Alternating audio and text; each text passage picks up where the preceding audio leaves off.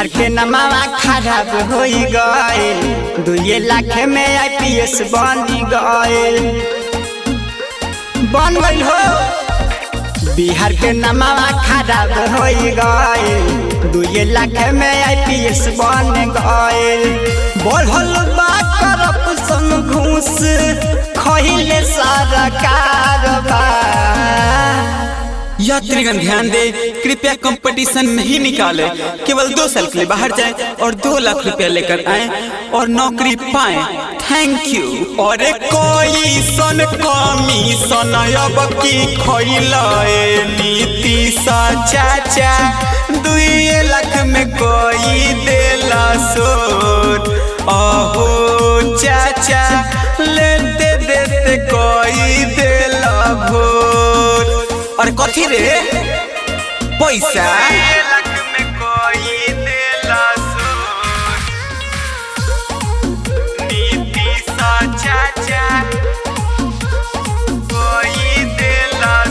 गजब के करप्शन बढ़ल बाटे है बिहार में। पढ़ल लिखल लइका सबके जाता पैसा भाड़ में, जाता पैसा भाड़ में।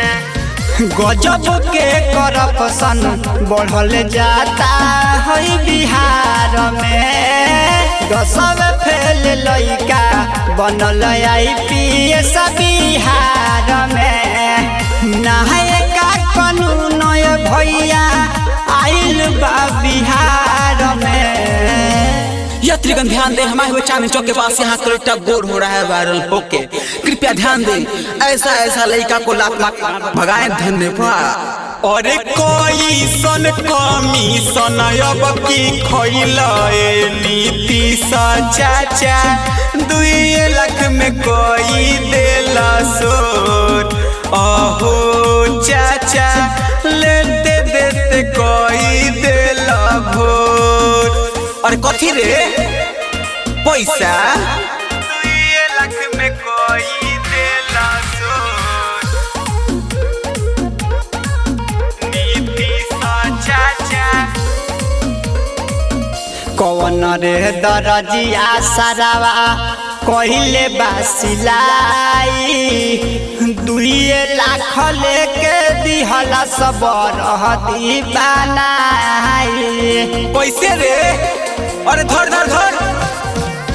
कौन रे दरजिया सरावा कहिले बासिलाई, 2 लाख लेके दिल सब रहती बनाई।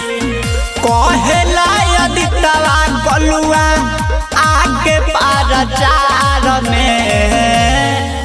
यात्रीगण ध्यान दे, कृपया कंपटीशन नहीं निकाले, केवल 2 साल के लिए बाहर जाए और 2 लाख रुपया लेकर आए और नौकरी पाए।